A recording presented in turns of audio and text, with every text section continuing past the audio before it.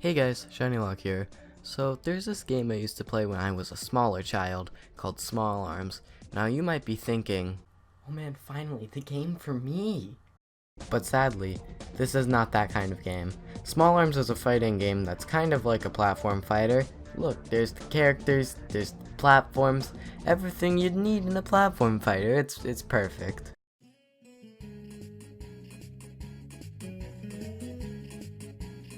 Small Arms is interesting because it may look like a normal fighting game, but the thing that sets it apart is its weapon mechanic.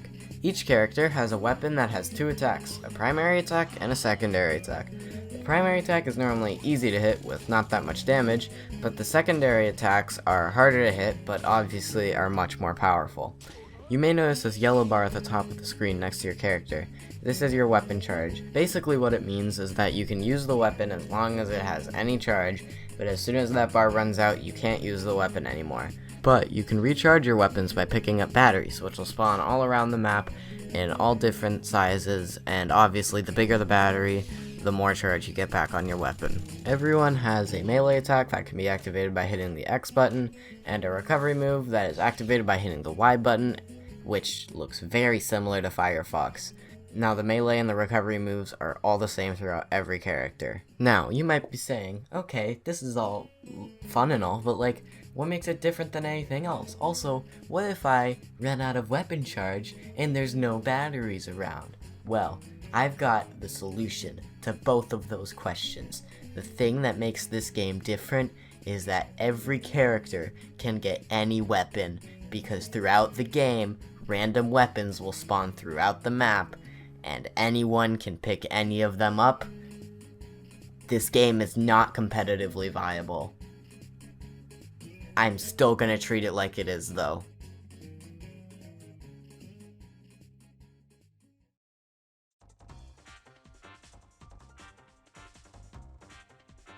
There are 12 characters in this game with 2 DLC characters, but I don't have them, so we won't be covering them. All the characters have these weird bios that are really long and really edgy, but I won't be reading them. But feel free to pause the video if you want to read them. The characters are Marky Cat, Lord Pete, Foxclaw, Tyrone, Pector El Pollo. I like this one.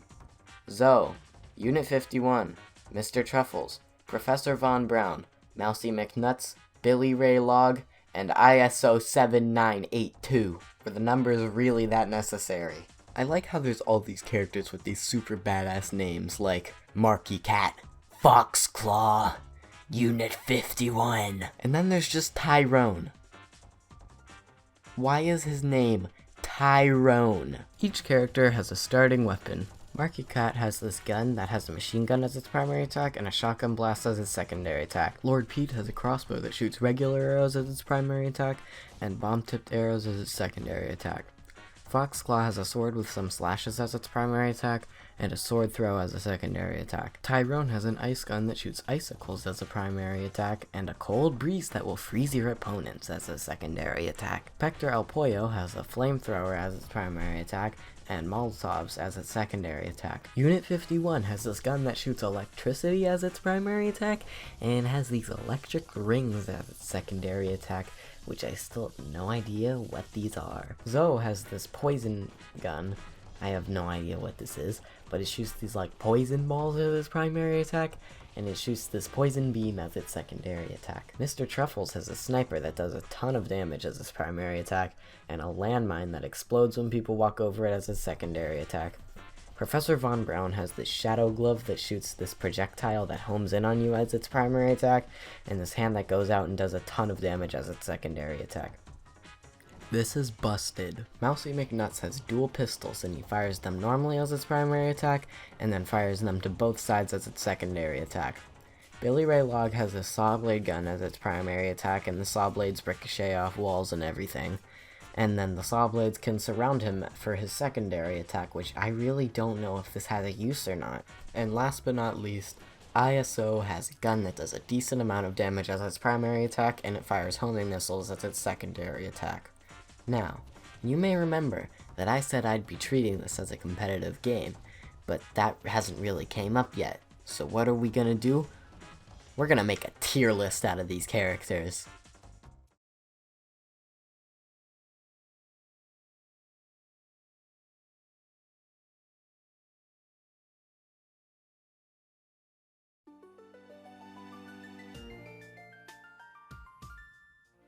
For some reason, for the stages in this game, it seems like the developers couldn't decide if they wanted a little bit of hazards, or if they wanted to make tornado.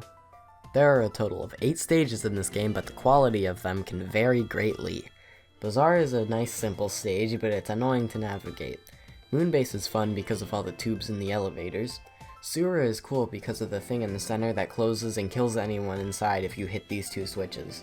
Train takes you across a train, pretty simple, and it's pretty good for an auto-scroller stage. There is Waterfall, which would be a cool stage, but it's huge, so it's not a good stage. There is Volcano, which seems fine, but it sucks and touching the lava insta-kills you. I hate this stage. There is Tornado.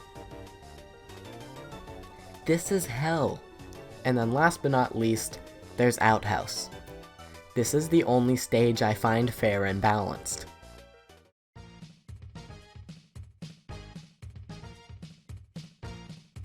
There are more modes in this game than I originally remembered going into this. Other than just regular fighting, in terms of single player, there is training mode to show you the ropes. This can be completed in about 2 minutes, but it's pretty helpful if you don't know how to play the game. There's mission mode, which is just like classic mode from Smash Bros, and it's pretty fun, but it's kind of BS at sometimes. And you play a series of opponents, just like in Smash Bros, and this is how you unlock all the unlockable characters in the game. There's even a target range in between some matches, just like Break the Targets. This is its own game mode. Why? There's also a challenge mode, which is just an infinite stream of opponents coming after you, kind of like Mob Smash. In terms of other modes, there's online quick play. Fun. Small Arms is a really fun time. It being a good game, yeah, that's up for debate, but that doesn't take away just how fun this game is. So if you haven't played this game yet and you want a game to play with your friends for a few hours and have a good time, this is what I would definitely recommend. It's only $5 on Xbox Arcade, so it's an easy buy for me. Let's make it so I can play online. This will be great. But with that being said, I want to thank you guys for watching. Remember to subscribe, and if you enjoyed, like the video as well. Remember to follow me on Twitter for updates and join my Discord server. Links will be in the description. So thank you and goodbye.